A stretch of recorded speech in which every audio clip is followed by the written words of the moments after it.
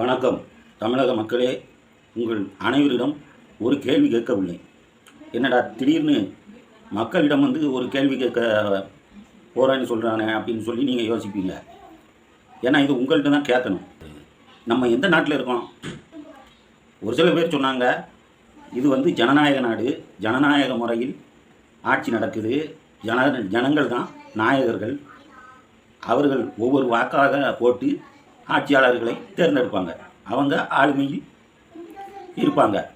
ஆனால் அவங்களே சர்வ அதிகாரத்தையும் எடுக்க முடியாது.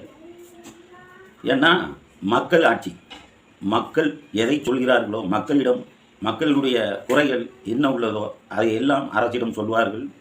அதைத்தான் அரசு செய்து கொடுக்கணும். நல்ல விஷயங்களை, சட்டம் ஒழுங்கு அனைத்தையுமே மக்களுக்கு செய்து கொடுக்க வேண்டியது அரசின் கடமை. இப்படித்தான் நடந்துக்கிட்டு இருக்கு. சர்வ அதிகாரத்தையும் கையில் எடுத்துக்கொண்டு ஒரு ஆட்சி இந்தியாவில் நடக்கலை. ஆனால் எனக்கு ஒரு உண்மை தெரிஞ்சு ஆகணும்.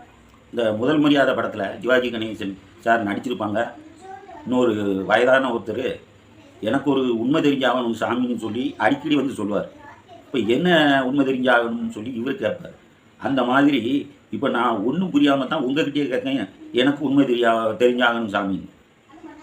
ஏன்னா தளபதி விஜய் தமிழக வெற்றி கழகம் என்ற ஒரு கட்சியை தொடங்கி அவர் ட்விட்டரில் அரசியல் பண்ணுறாரு. அவர் மக்களை சந்திக்க வரல, காலத்துக்கு வரமாட்டேக்காரு, பாட்டையும் அரசியல் பண்ணுறாரு, அவர் அப்படி செய்கிறாரு, இப்படி செய்கிறாரு, அவர் மக்கள்னா அலர்ஜி, இப்படிலாம் பல விளம்பரங்களை படுத்தி இப்படி ஒரு சில இணையதளங்களில் பெரிய பெரிய அரசியல் மூத்த தலைவர்கள், மூத்த பத்திரிகையாளர்கள் உட்கார்ந்துலாம் சொல்லி விமர்சனங்களை கிளப்பி இப்போ எப்படிலாமோ நடந்துக்கிட்டு இருக்கு. ஒரு வருட காலத்துக்கு முன்னாலே அரசியலில் சூடு பிடிச்சிருக்குன்னா அது இந்த தளபதி விஜய் அரசியலுக்கு வந்ததுக்கு அப்புறம் தான். இதுதான் அதில் அவர் மற்ற தலைவர்கள் அனைவரும் பிரச்சாரத்துக்கு கிளம்பிட்டாங்க. இப்போ எடப்பாடி ஐயா இருக்கார், அவர் தமிழகத்தில் எங்கே வேணாலும் செல்கிறார். ஒரு பஸ்ஸில் போய் அவர் பிரச்சாரத்தை ஆரம்பித்து அவர் வேலை நடக்குது.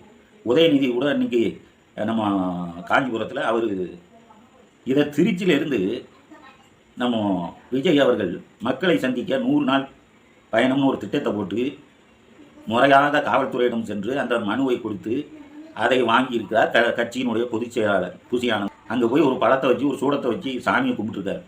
வேறு ஒன்றும் கிடையாது. அதுக்கு கொஞ்சம் கூட்டமாக வந்திருக்காங்க. அது கொஞ்சம் பேர், அதை கொஞ்சம் நேரத்தில் அவங்க நகர்ந்து போயிடுவாங்க. உடனே அவர் மேலே ஒரு வழக்கு.